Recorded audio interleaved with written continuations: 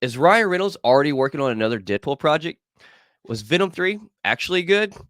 Are we getting a Midnight Suns movie? Find all this out today on Fundamentals.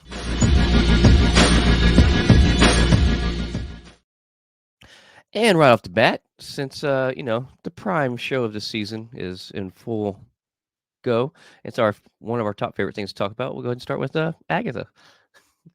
Oh man. Yeah. Episode 7. So I think we get mixed reviews to talk about on this. Yep. I think so. It sounds But like it. But real quick, we'll kind of give a quick summary synopsis over this. Agatha, episode 7. Death's Hand in Mind. That is the name of the episode. Okay. Yeah, Death's Hand in Mind. So this is actually Lilia's trial, but it starts out first episode, beginning of this episode, where Agatha and Billy are talking on the road, and they come across a castle from like 18th century castle, and hmm so it looks pretty cool. They go into the castle. It starts out with just them two, and this trial is on tarot reading.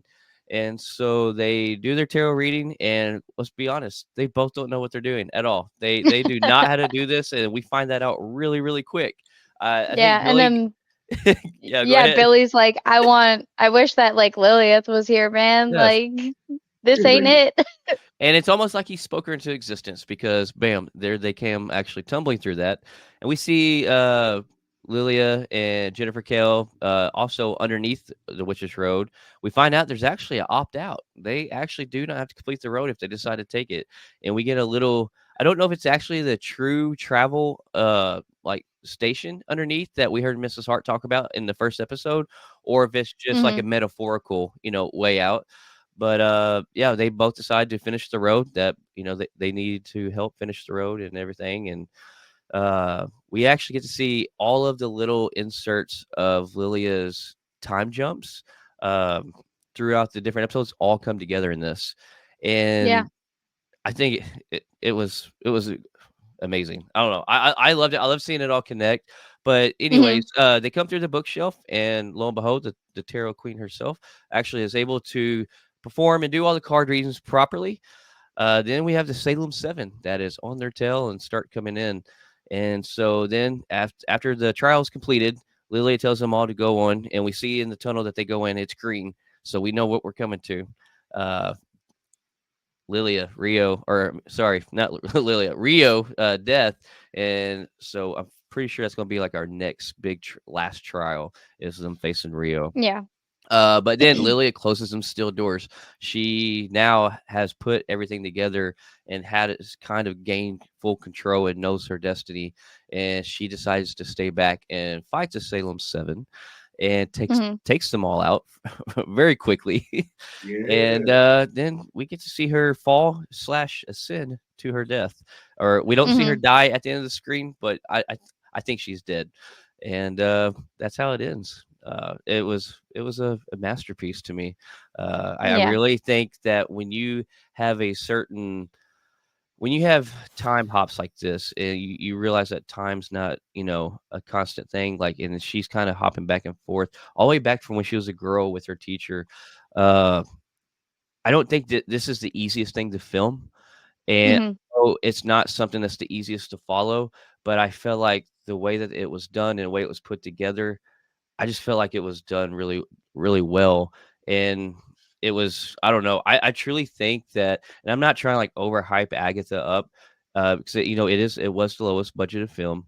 It was one that I was ready to see, but wasn't like, oh my God, this is Avengers level, I need to see.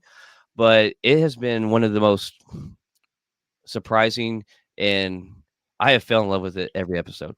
Like, and I tell you what, I truly think this season should get nominated for something in some kind of award show or something, because the creativity, the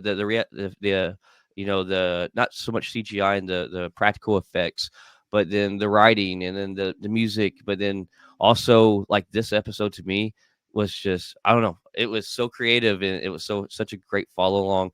I enjoyed it. So what's y'all's thoughts and perceptions on this episode? I'll let Tate go ahead of me so we can save the controversy for last. We're here for it.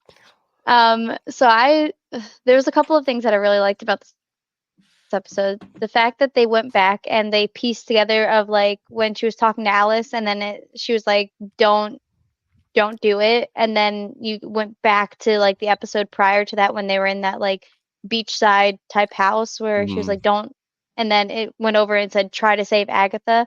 And that's when we remembered that from that, like, what was it, second, maybe third episode? I think it was the third one, where Lilia like just randomly just screams out random shit, and you're like, does this girl have like Tourette's or something? Like, what's Yeah. going on? But then now you get to actually see that it's just like her time hopping and being like, oh, okay, so this is where it like ties in. So I like that. And then when you saw like her falling and what you thought was her falling into the bottom of the road, right? Right. We got to see that again, but like her actually falling to like her death because she was like, I'm falling. And then like her teacher's like, yeah, you are falling. And she's like, oh, it's my demise. I'm falling to my death. And they were like, oh, okay, cool. So like we finally figured out like how all of that like tied together. Yeah. And then the last thing that I really enjoyed was the end credit song that played because it was Time in a Bottle. So anybody that had seen like X-Men when Quicksilver was like running through the mansion or whatever, wherever the Secret Service guys were in that kitchen, the Time in the Bottle like song played. So now I'm like, oh my God, are we gonna see like Ralph Boner come back, or is this just literally because the time was like the hourglass time and it had nothing Right. to do with Quicksilver? But I don't know. There's like a piece of me that's like, Mm. well, everything has a meaning, and the fact that they played Right. this particular song again, and it didn't play like Mr. Sandman or something that would have also been like just as like Right. peak for I guess like the And end of this. also Jack Schaefer sit there and like before this Agatha debuted, I think she was asked a couple of times by different interviewers about Ralph Boner, and she's like, actually, I'm not even gonna lie. She's like, I forgot all about putting his character in here, even for like a little fun thing, and then we got him. So like, I think it's very possible what you're saying. Like maybe there is a little something, maybe Ralph Boner will find out ain't Yeah. truly Ralph Boner, and he's Yeah. got another piece of the puzzle that we don't know about. Yeah, when they fall into this castle and you got to see Agatha as Elphaba, or the Green Witch, and then you got to see Teen Billy as Maleficent. I was Yes. like, oh, this is dope. Like, I want to cosplay as Maleficent, but as Right? Billy's Maleficent. Like, this is amazing. No Mm, wig? Okay, like I can do this. So I can't wait to see like what people do for Halloween this year because mm, I already know that some people are like planning on doing the whole like Billy cosplay. Um, so yeah, I like this episode just because it was like the Disney villain princess type thing, except for Glinda, which was the Good Witch, and that was Lilia. mhm. But everybody else was like a bad guy. Yeah, Yeah. yeah. Yeah, I do think I think like there's no better timing that they could have pulled this in Marvel too with Disney owning it Yeah. and then like incorporating these, but obviously Mhm. like it was done tastefully, like it Yeah. was because they hate the idea of stereotypical witches and TV shows and how they're portrayed. So I think it was Yeah. great on that, but it also was great homage to Disney, but it wasn't too Disney saturated. They didn't focus Yeah. on these characters or their lines or nothing like that. So I thought that Yeah. was creative and great as well. And especially because like we have Wicked coming out in November, right? So Mhm. we have like it's a month away, literally a month away today, Yeah. that we have Wicked coming out. So um kind of saying right now that Elphaba is like a bad witch, like you guys will see later on like what that means. Mhm. She's yeah. So I Yeah. have like a Yeah. theory also of like Agatha, because if Agatha was playing Elphaba, she had reasons why she became who she has become. So that's all I want to say on that because I don't want to give away like Wicked and everything because I've seen Right. it on Broadway. But I think that might tie into this maybe. I don't know. Nice. Huh. Anyway, Interesting. Deontay, what you All got? right. All right. Well, I will start with a disclaimer. The things I loved about Agatha all along, it's just like, for one, it's spooky season, so Mm. they're going to pay plenty of homage to anything spooky related, as far as Marvel goes, Disney, all that. So I'm a longtime fan of witch content. One of my favorite TV shows ever is Salem. Hmm. I forgot what network it was on, but it's just like it was based on the Salem witch trials. They had Tituba and a couple other. It was a great cast, a really great cast, great story. It was only about 3 or 4 seasons when it ended, and it was just like one of the hottest witch shows to ever be on TV. Hmm. Then you got American Horror Stories, my favorite season, which was Coven, and it's nothing but witch goodness. So I got a Oh long yeah. history with nothing but witch content.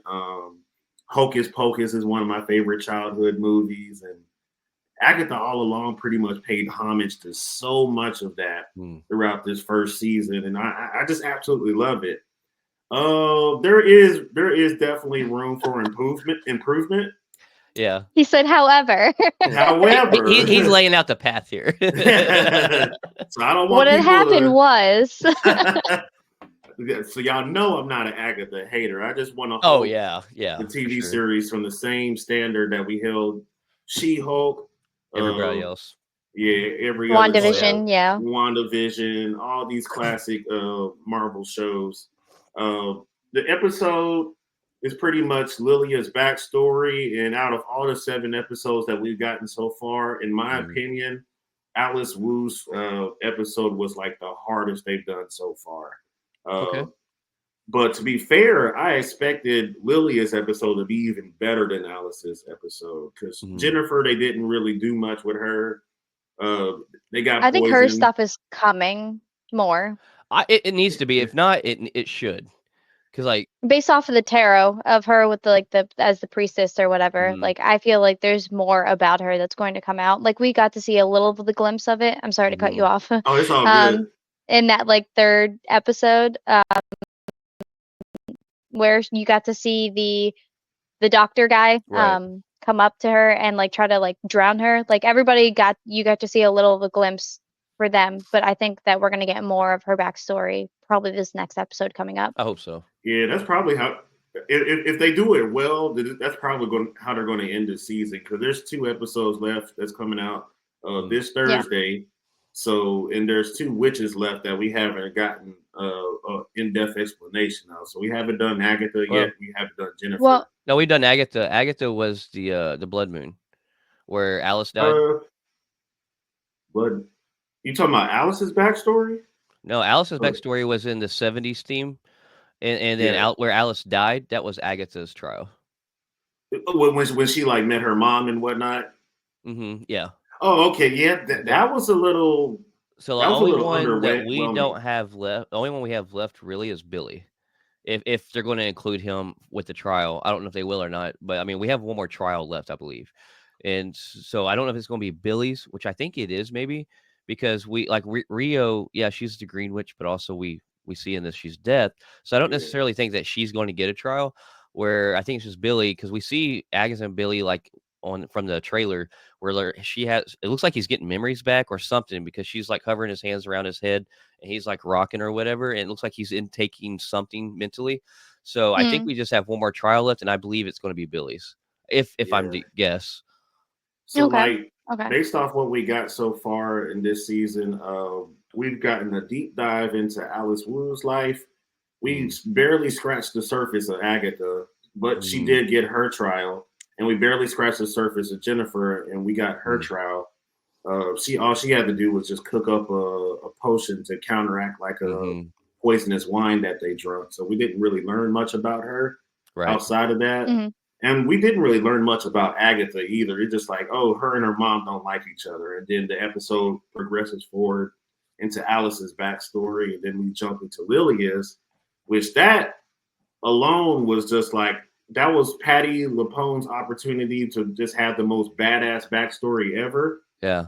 And I see the intention. They wanted Lilia to be the most badass witch in the entire coven because she literally solos the Salem 7 this episode.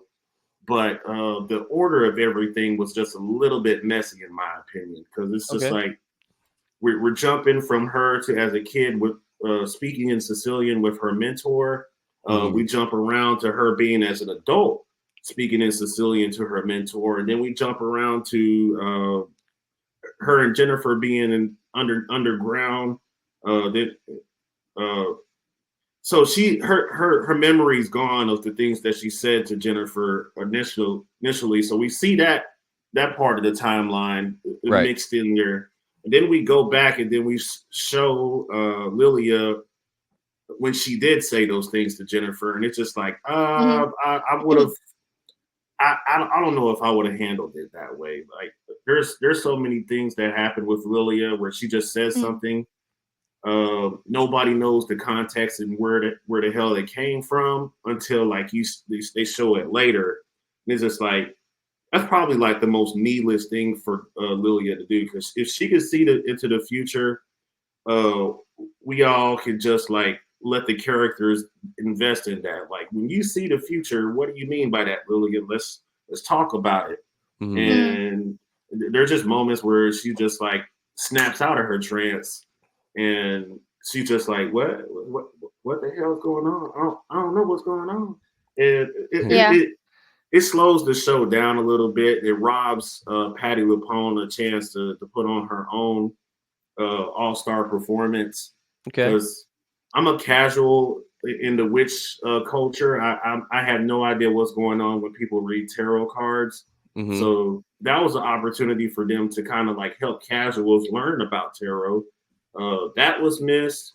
I didn't necessarily need that, but that would have been really badass. I felt like they kind of explained it though, didn't they? As they like laid each card down. They kind of they said like, the path behind. They showed the connection between the Coven of Witches and the cards that she draw, and it's just like okay, I see the connection between the witches and the cards, but I still don't know how to read tarot. So if I go to a tarot shop right now and get my stuff read, I would not know what the hell is going on. Well, I do feel like this is like a big fans. Sorry, I feel like it's a big.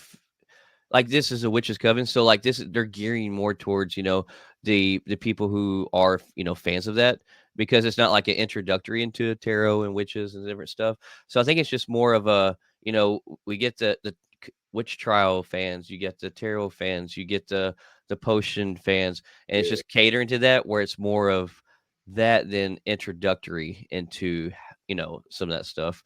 I guess is where I know I sound like a freaking fanboy over here trying to stick up for it. So forgive me if I come across that way, but that's just initially like my thought process of like when I watched it.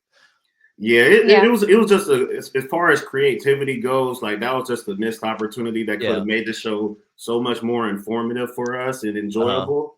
And it just like we missed out on the opportunity to give Lilia the best backstory. We missed out on the opportunity to teach casuals about like a basic level understanding of what tarots are, and then connect it to the trial itself. That would have been cool. And I really don't know what the hell they were talking about between her and her mentor. Her mentor was kind of just like, stop being a bitch, stop being a scary bitch. And it's just like, oh, you don't have to jump back in time for us to see them having that same conversation over and over. Like one motivational speech between her and her mentor, and then show Lilia walking into that room like a fucking badass and just twisting them cards, laying them down, and just whooping ass in that trial, like the boss she is. And it's just like where we are right now. I think Alice is still going to be on top for the best backstory out of all the witches, because it's just like you got music, curses, demons. Mom is like a rock star. It's like, come on. And Lilia could have been right up there with her, but they got a little bit messy in the execution of it. And I might be the only person on the planet that feels this way. So I doubt that. I'm sure it's gonna be others. But I mean, like when I was thinking of like the moments of clarity when like Lilia was coming out and like saying those words, it's kind of in my mind, I thought of like The Matrix or like Back to the Future, when like people go back in time and they have like, or even Inception, right? Yeah. Where they have those little Yeah, I pieces love of Inception. things of clarity. Yeah. Where they come out and they're like, okay, like this is what's going on. And I feel like yes, she was a kid when she was talking to her mentor, but like if her mentor had just said everything that she had needed to make her like that badass speech to give Lilia like the in-depth of what she was looking for, I Yeah. don't think Lilia would have caught on and understood unless she went through all of the different stages and then been like, okay, so I actually am dying here and death is coming for me. Right. And I got to see Death, and I got to talk to Rio's Death, which was also really cool with the no nose and everything. Yeah. Oh, she is so sick And looking. we got to see all of that, and we're like, oh man, like we really knew that she was Death, but like to actually get to see it come to fruition, with like how badass she looked was really amazing in my opinion. I'm not also trying to like fangirl over it, but I mean I did like it. Yeah. I've seen so many movies where they kind of like go back in time and at different points in time they come to realizations for certain things and then at the end is when they get to piece it all together like a puzzle piece, like a jigsaw puzzle, right? And you get to see the full picture. And that's what I envisioned it as. Right. But I promise you, Deontay, you're not the only one that thinks that way. Yeah.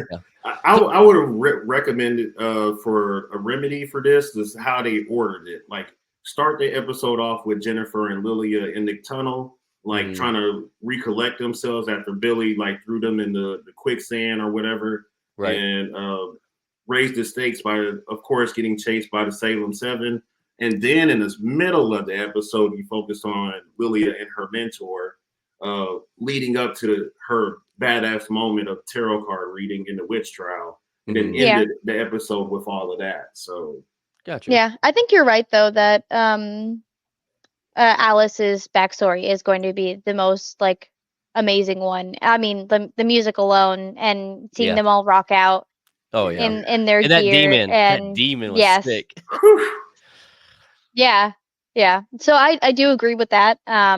That is probably going to be the best one. But I also did like how all of them have been going. But we are getting on Wednesday. It's on Wednesday on the 30th. They're getting the 2-episode ending. Finale. So yeah. I'm excited for that. I really am. So me personally, like on the whole deal, like I felt like it was very consistent actually, and it's like I've watched some other YouTubers and stuff and kind of heard different viewpoints because I wanted to get both sides. I mean, like when she says you're not the only one, like you're definitely not the only one. I've already seen some other people who have thought this as well or something similar. But like I just thought it was creative because like you get 3 acts and all 3 acts throughout the show is actually consistent where it starts with present time. Then it goes back to her teacher. Then I think it goes back to where you understand her outburst, and then it goes back to her teacher. And then you have those 3. You have 3 acts that consistently go that exact pattern through the whole entire show. So I felt that consistency through there, but it worked for me too because like I didn't want all of her spouts be explained at one time or all of her teachers to be at one time. I felt like it was perfectly spaced out and consistent throughout the whole episode, and it helped also give us a lot of good focus on Lilia. But then I felt like it was a badass episode that did Lilia justice as well, because also like when we've seen her envisioning the fall of her death, she has a super like scared look on her face, but then once it all comes full circle to her and she goes through these things with her teacher and we see her actually fall into her death or ascending, however you want to call it, since it's flipped upside down, that worried, scared look of her falling is gone. Like it's peace. She knows she fulfilled her destiny. She saved them from the Salem 7, and she's lived for hundreds of years. Like so, like it was her time. She's fulfilled it, and I thought that was really cool to see that change from her being scared to death of it to being at full peace with it and knowing what she was meant to do. And then like it's just me. Like so, like when like a super powerful emotional moment or like surprising moment happens to me in movies, like I don't know why, but I get chills from head to toe. Like my body just does it. And then like soon as she like closed those steel doors on them, man, I got chills from head to toe. I'm like, oh God, I know what she's about to do. She's about to fight them and sacrifice herself. and I thought that was so powerful and epic as well. But then we we find out that her coven died from a fever, and there's people online who's like, oh, they're powerful witches, they died from a fever, but then I'm like, man, back in the day they didn't have modern medicine. It doesn't Right. matter what powers you have. It doesn't mean you can be, you cheat death or sickness, and Right. there was pretty big flu and fever outbreaks way back then. So it's kind of sad to actually find out from her that that's how her coven died, something out of their hand. And it wasn't even like a big battle or a big nothing. It was something that nature just took its course, and she was the Mhm. only one that survived. And I really love the back and forth with her teacher as well, because imagine the patience of that teacher having to train her and deal with her and just learn how to try your best to properly talk to her as she comes back from this time hop thing that she can't control. And like you said earlier, Tay, like if she wouldn't have said the things she said at these different times, because it wasn't a repeat of her teacher telling her these things. These were all different conversations, different scenarios of her teacher trying to help her, no matter if she's hundreds of years old, 100 years old, or only 12 years old, or 14, however old she was as a kid. And then to have that come complete full circle as a 14-year-old, but then also it be at the end of your hundreds of year, like it was just so creative and so great. And I thought it was such a great, I thought it was a great episode for Lilia. I felt like it's just like, man, just like, because you just imagine now that we know this and how she operates, how she's lived her life for hundreds of years. Like that's not an easy task, or or easy burden to bear, and try Mhm. to grasp the concept of your life in your mind. So I don't know, I thought it was really cool and creative. And I know these aren't easy to film, these time hops, as we've seen through multiple films. We have some we love, we have some we don't, and we have some we're like, what the fuck? But like I felt like Jack Schaefer did a pretty good job of this. I did, because we got 3 acts and it was a consistency pattern through all 3 acts. And so I loved it. And that's kind of my take on the time hop scenario and how they displayed it. But Yeah. For me, it The was. last question. Oh, oh No, you go. yeah, You go. go. You go. yeah, for me, it was just a major script issue because it's just like you Mm, saying something to Lilia to motivate her into getting her to where she's at, but what she mm-hmm, said specifically is just like you said, you didn't really say much to her, and it's just Mm. like, all mm, right, I can forgive that, but then right. you come back to this conversation again, then you go back to the tunnel, and you go Mm-hmm, back to the mentor, and then you go right. back to the tunnel, and then you go back to the it's just a whole lot going on, and it's like I Yeah. would have just focused on the mentor in the middle of the episode in Act Two, focus on Mm-hmm, the tunnel in Act One, and we would be good. So you could mess up the script and get away with it. But right. All right. So the last question I have before we move on to our next topic is: do you Okay. guys think that with how this season is going, do you think that there's going to be a spin-off series of the different witches in the coven, like their backstory, and getting to actually know them a little bit more, like I back in time, I and then I think it depends. If here's my I don't think they'll go out of their way to do this. I could be wrong, unless they do like a like a special presentation maybe, and they hit all witches backstory in like a 90-minute special or something, like 80-minute special or something like that. Mhm. But if it's they don't do it that way, I don't know if I would answer that until this season's over and we see how their futures are, like if they survive or not. Mhm. If they survive, if all the witches somehow come back and they survive this season, I think they possibly could do something similar to that, or even just a spin-off series with the backstory of all these witches, where we get one full Yeah, episode for Lily, one full episode for Jennifer Kell, and yeah, like maybe like a 5-episode series or something. But yeah. if they don't survive, I'm gonna say no, completely just no. That's my take on that. Okay, Deontay, What what about do you you, think? Deontay? that's pretty fair. Like at first, you do have to have like a high demand for this. Like Yeah. I would demand it personally, but I don't know how the rest of Marvel fan base would be about it. Mm-hmm. Uh, I think the coven would not be complete without Agatha. So if we're going to do spin-offs about the other witches, tie them to Agatha and like it's an established connection. So it's like Mm-hmm. it's not a strictly like random character project that they're working on. Because I don't even know if they're comic book characters or not. They're just like additions to Agatha's story. Yeah, so like I know Alice Wu is, but it's obviously Marvel changes, MCU changes things because like Yeah. I'm actually reading the 2015 Scarlet Witch run, which is where they actually took most of Agatha's, they took most of source material from this series and that they incorporated it in Agatha. So Alice Wu's actually a detective that is called the Wu. She prefers to go by, but she's actually under a different alias because she's actually trying to hide that she's a witch from the demon that killed her mom. And she's on a path to try to find the demon that killed her mom and find it before it finds her. And like her guns and her knives that Okay. she's a detective with has like a special spell cast on them for killing people. And that also helps her be such a badass detective. It's such a fun series, but as far as I've got so far. But so all of these characters are these are characters out of Marvel Comics, but they aren't the exact same story that we've gotten from the runs. They've been altered. Yeah, because I don't. This is my first time meeting like Lilia and Jennifer Kale and Mrs. Hart. But I believe like at least one or two of them was like paid homage to a Marvel character and just completely retcon story. So yeah, if they had like a raging fan base, like I'm a diehard Alice Wu fan, we gotta have more of her. Then like I could see Marvel like, all right, let's put aside some money for that. But that's to do that without Agatha. right. So I don't know. It's potentially a good idea. Yeah. Yeah. So fun fact, this episode is actually the second highest gross viewership out of the whole MCU Disney Plus series. Loki, one of the episodes of Loki is number 1. And this past episode of Agatha is number 2 highest viewed episode of all Disney Plus MCU. Damn. Just a heads up. And it was super. So, all right, one last thing. Okay.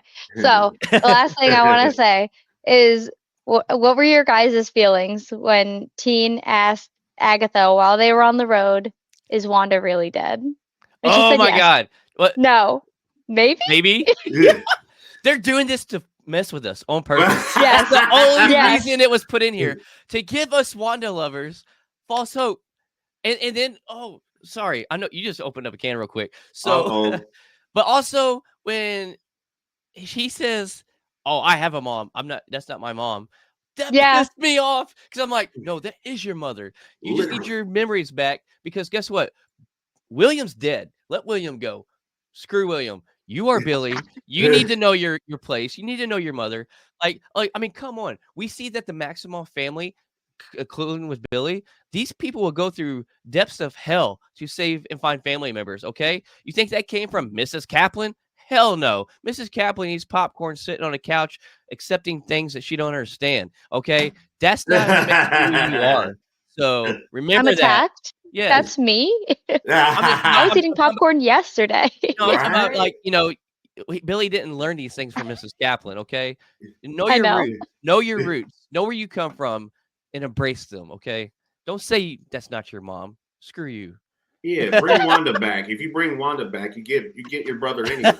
Yeah, that's the only that's the only offensive thing that came out of his mouth that has bothered me. Yeah. Oh my God. I'm sorry for opening up that can of worms. No, I'm glad you did because I actually meant to talk about that and I forgot. So thank you for this. You're welcome. Yeah, y'all ready to give a spoiler-free review of Venom 3, The Last Dance? Ooh. Yes. There is. So, I know that you guys watched it on the 25th, right? You watched it on that Friday that it came out. Yes. So I watched it last night. So I have about like 12 hours ago is when I watched it. So I was like sitting in the theaters and we got like about like an hour in and I was like, okay, so I know what I was getting myself into. And I really did love that they brought the Ted Lasso characters back that we were talking about and you guys will see it. Yeah, so you guys will see it in the interview that we did that we'll talk about later. But we talked about the Venom Last Dance a little bit in there. And like I didn't hate it and I wasn't like super in love with it. I'm glad that I went to go watch it in theaters. And I'm happy that I spent the time to go and watch it, but it was okay. It just felt like the end Yeah. of Venom. And we'll see where that goes from there because we still have that little vial of black that we never. Yeah. But anyway, Yeah. yeah. So I'll be honest with you. I did not like it. I liked the last 15 minutes of it. Okay. 20 minutes of it was the best part of the Yeah. movie. The rest of the movie was uncalled for, ridiculous, and should have been rewritten. Okay, like literally 10-15% of the movie was all right. And I'm not even saying 10-15% Yeah. of it was great because there's things that happened in the movie that was people and characters that was in the movie that was uncalled for and It so didn't need to happen. so A lot of it silly. didn't need to And happen. then Yeah. these certain characters did a certain thing at the end just so a certain scene could happen that I felt like was useless. And like you get to see a lot of cool CGI at the end, but at the same time I have issues with the CGI, not the quality of the CGI necessarily, but the story arc of the CGI. I'm trying to say this as spoiler free as I can. Okay. Yeah. But then Yeah, I know you're good. and so I don't know. I've had people say like, yeah, it wasn't a great movie, but it was really, really fun. It wasn't even really fun for me. That last end was kind of fun, and I think the first Venom is the best one out of the trilogy. Yeah. I think this one is number 2, but only because it's literally just barely one step above number 2 is why 3 is better. 3 and 2 I wish were never made. I'm just gonna be honest with you. Yeah, that's my review. Okay. All right. Deontay, what did you think? In order to avoid spoiling, I'm just going to talk mad shit about Sony executives. These guys were. This movie is like abundantly clear that they are tired of Venom themselves. They don't give a fuck about us.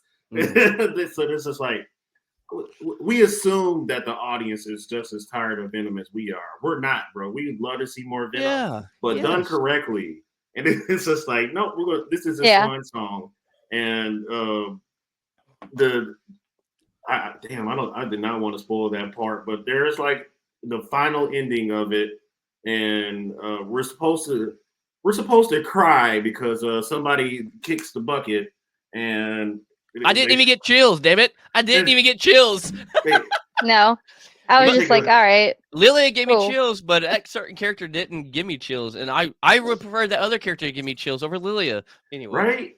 We spent how many years with Venom, and it's just like we're going to take a stroll down memory lane with said character, and there definitely was a lot of homages to the past 2 movies. Yeah, that you got in this, but they didn't even land right. They did not. For me personally, this is all personal experience. So one tiny spoiler that won't change the course of the movie is the song that they chose was Maroon 5 Memories. It's just like, and I love that song. I love that song. It's okay. like a good so song if we're gonna talk about music. Oh no! So actually, my spoiler, real quick, spoiler.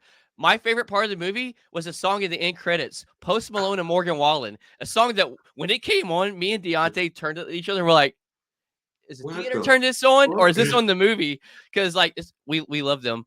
And like, but that's not the song we ever expected to hear in the credits. But yeah. It's like, who picked this and why? So there was one of the songs, like when they were traveling, right? I'm not gonna spoil it as to like what the song was or anything, but it was the song that they were traveling like in a van, right? And I looked at AD because that was our like first song. It was the song that I introduced to AD. Okay. Like back when we were dating. And I was like, why is this happening? And we were like giggling because like we were like, what is this? What is happening so right now? Yes, and they didn't even cover the best part of the song. Like there's a part in the song, and we'll talk about this later, like after like our episode ends, like so we can spoil it for ourselves because we've all seen it. But there's like a part in the song that is like iconic for that song, and they didn't even do it. And I was like, Wow. why would they do that? But anyway, all of those characters in that scene, I want to know why. I want to know why. Why? And the person you picked to I play think it one was of to those, throw us off, it and didn't throw that's us why. off. It throws it. No, because there was a lot of reason why they chose like that person, It did and it to they throw us thought off just because of a trailer scene. eh. As much as you incorporate those characters in this movie, you did it to throw us off because you're freaking trailers. And let's be honest, Venom had a large marketing budget. Like they marketed the Yeah. crap, and like it made me even more hopeful. And like when you make it that much more hopeful, and this is my personal opinion, so this doesn't mean for the world, but like in the moment, you're like, "Oh, my opinion is probably what the rest of the world thinks when it's not." But like immediately, I'm like, why would you build up the hopes this much to have them drop this low? Because then it's going to hurt you in the viewership on opening weekend once people start talking about it. Like, Yeah. mm, Yeah. But I mean, so yeah. and I mean, then like like they definitely like from the different Sony products that we got, right? We got Morbius and we got Madam Web, right? mm, So this is a step up from Step up. those.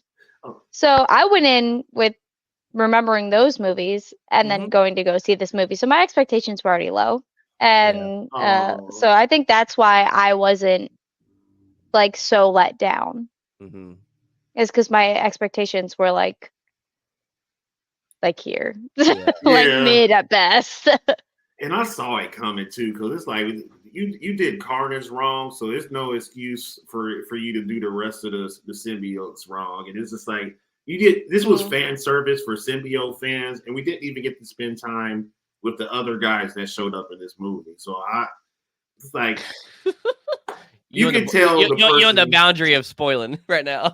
For real, you can tell the person who wrote this is not a fan of the symbiotes at all. They're just like, we couldn't find any other fucking writer in Hollywood, so we're just going to grab 50 Shades of Grey writer and yeah, because they have a reputation of writing movies and comics, right? I don't know. I thought that CGI scenes were like pretty fucking dope. I was like, all right. Well, that's the best part cool. that's the best part of the movie.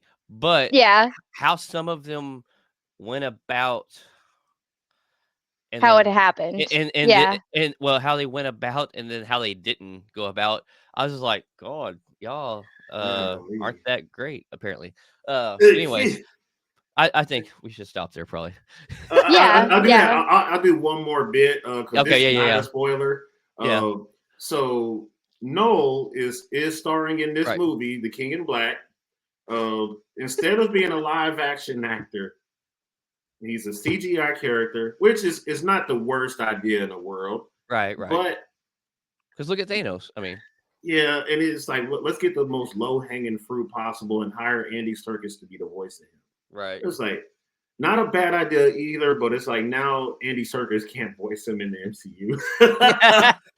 So, well, at least now y'all can get the low hanging fruit out the way, and somebody else can be Noel in the MCU. So, okay, fair enough. But golly, this was a waste of money. God, not even like our money as an audience, but Sony wasted this goddamn money. You gave us Madam Web, Venom 3, and Kraven in the same year, so you know Kraven's gonna be fucking just as mediocre. Trash. Oh yeah. I don't know, man. Like New York Comic Con, they showed some footage of Kraven, the first like 15 minutes, and there's been high reviews for that. Yeah. So I don't know. We'll see. As they walked out of that hall, like when they showed that footage, I actually heard that there was a Marvel executive sitting at the door passing out $100 bill to each person as they walked out. And so, yeah, and that's why the reviews were good. So. I don't know. What the fuck? No, that's all a lie. I just made that up. Yeah. I think that's what happened. Actually, it wasn't a Marvel executive. It was a Sony executive.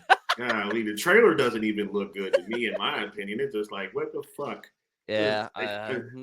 Three Yeah. P. Yeah. It's gonna be a Sony's three P. Sony's got a trend, and let's let them cap it off with Craven, okay? And then Sony, please, for us fans, we're not even making you money. So like, it's not even it's a cash grab. We're not even making you money because we're trash talking it and explaining how bad it is because it is. So just hand it over to MCU. Kevin Feige, please Leave take over. Spider-Man characters the fuck alone. Yeah. But speaking of great Spider-Man stuff, Nick Cage has some more set photos leaked. And let me tell you, I truly believe that it is going to be a pretty good project. Like, here's another one. Look at this. Look at this. That is so comic accurate. And I truly believe that everybody's going to be able to put out a great Spider-Man project, but Sony. Like, I really do. Sony, stick to animated. That's the only thing that you can get good writers for. But when it comes to live action, give it to the MCU. Give it to Amazon Prime. I mean, because these pictures look sick. Like, they look sick. I'm here for it. Yeah, very comic accurate. Very. It looks so good. So like, I hope I want to cosplay as that now. Mm-hmm. that would be an easy cosplay, I feel. It would be, but it'd be fun. It'd be fun and easy. Yeah. And I like Yeah. it. And if you like people who cosplay, it's not every day you come across fun and easy. So when you find one, grab it and do it. For real. Yeah. No, this is true. And cheap. It's Yeah, cheap. yeah, Cheap. yeah. Jesus. Jesus. The money. Which if you get a good, Jesus. if you get a good quality costume of that, it's still not going to be cheap on that one. Oh yeah, no. Especially because if you're gonna do the actual mask and get it like accurate and not like make it yourself, or it's like a ski mask and then you just put like the white eyes or whatever on Yeah. it. I don't know. I'm excited for it. I am too. Like I'm here for it. I mean, I'm excited for any type of like Marvel project to come out, even if Sony does it. Like I'm still gonna go watch it. Like we went and watched Yeah. Venom, and we're gonna go and watch Craven. We already know. Yeah. We already know that our expectations are low. Our Mid asses at are best, still going you to be in know. seats. Oh yeah, for sure. Now, whereas like with DC, My ass is still going to be in seats. Yeah. Only for podcast reasons. I'm just going to say. nah, it's not even gonna be that for me. It's gonna be a nah for me, dog. Damn. Like, Ooh, pew, I pew, pew, pew. I will watch Creature Commandos, and I will watch like anything like Lanterns. I'll even watch that. But this new Spider-Man, or no, not Spider-Man. Sorry, Superman. That's supposed to come out. Like yeah. Looks dangerous. Nah. I don't know. I got some stuff to say later about that. Ooh. Okay, so did you see that Spider-Man 4 has an official release date? Yes. So if I'm not mistaken, it was on Jimmy Fallon.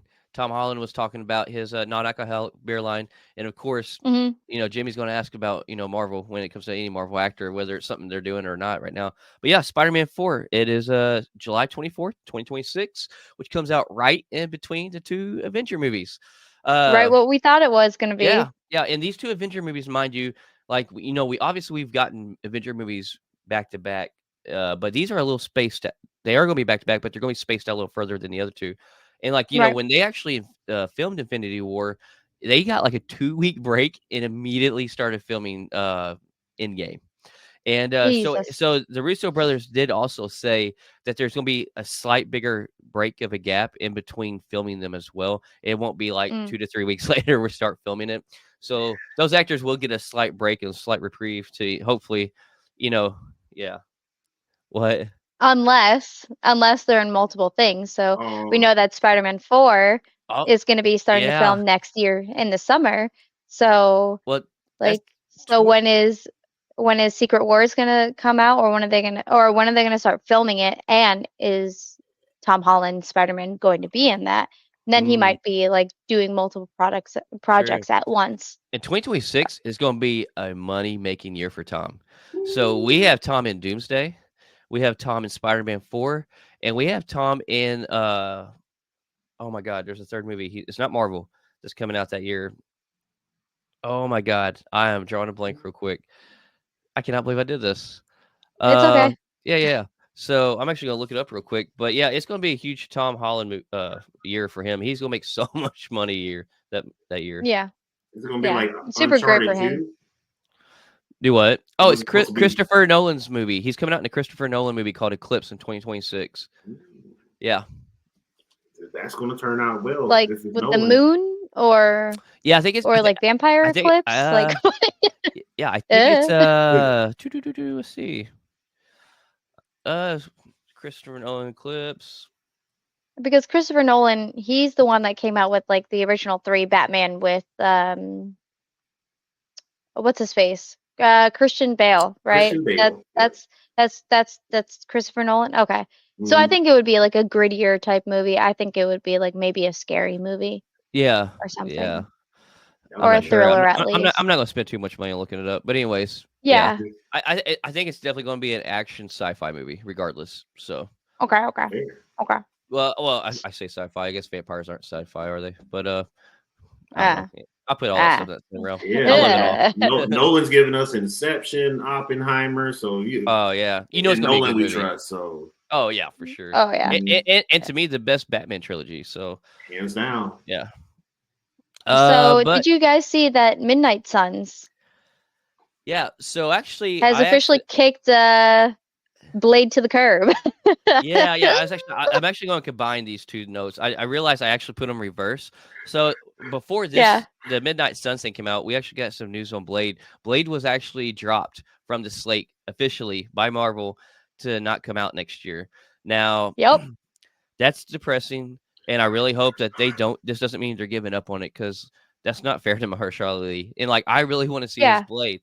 But 3 days later, and me personally, this is a personal theory that I came up with. I think they heard so much hate outburst from when it got dropped. They're like, oh shit, how are we going to make these fans happy again? And they immediately sit there 3 days later, brought up Midnight Suns by Daniel RPK is who the source is. And Daniel RPK is one of our better scoopers that tends to be more right than wrong. But he said they are fast tracking the Midnight Suns project.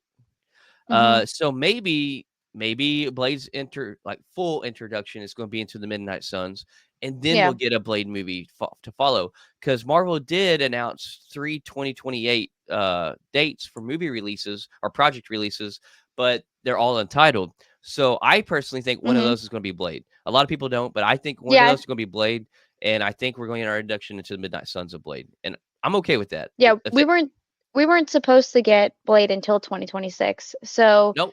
It was supposed to be just pushing November of next year, actually, original date. But then they pushed it back. Did they? Because they only had 3 movies that they were definitely coming out with next year. Oh yeah. You're right. And they talked about that at San Diego Comic-Con, so they pushed it back. So they're just continuously pushing it back, which isn't a terrible thing if they want to do it right. And we're getting Ghost Rider because you get to see him in the Midnight Suns poster. Do we know yet if this is going to be a live action or an animated? Poster is just I grabbed it from a comic book. Yeah. But I mean, Midnight Suns itself has Ghost Rider in it, so there's a possibility. I think there's gonna be a lot of people mad if they don't put Ghost Rider in it, because there's actually been multiple versions of Midnight Suns that had different characters in it. But the one that I pull this up again, I think this is the one that they should do. The Punisher, put John Bernthal in it. We've already got Moon Knight. We know who Blade is. We have Doctor Strange. So I think this would be a great set of the Midnight Suns that I think a lot of the fans want to see. And you already have half of these characters established as well. So real quick, is this supposed to be like a movie or a TV show? Movie. I don't think it's been announced, but it's been more talked as a movie. But but might be a bad idea.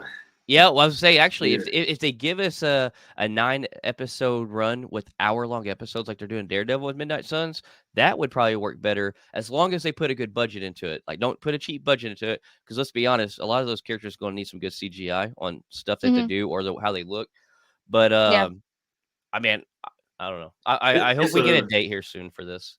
It's a format that just works. We had a TV show for Moon Knight, we had a TV show for Punisher. Not really MCU, but we're taking John Bernthal anyway, so we could just use TV format for Blade and Ghost Rider too. So if we who's the guy that played Marvel's Agents of S.H.I.E.L.D. had Ghost Rider, and the actor that played him. Yeah.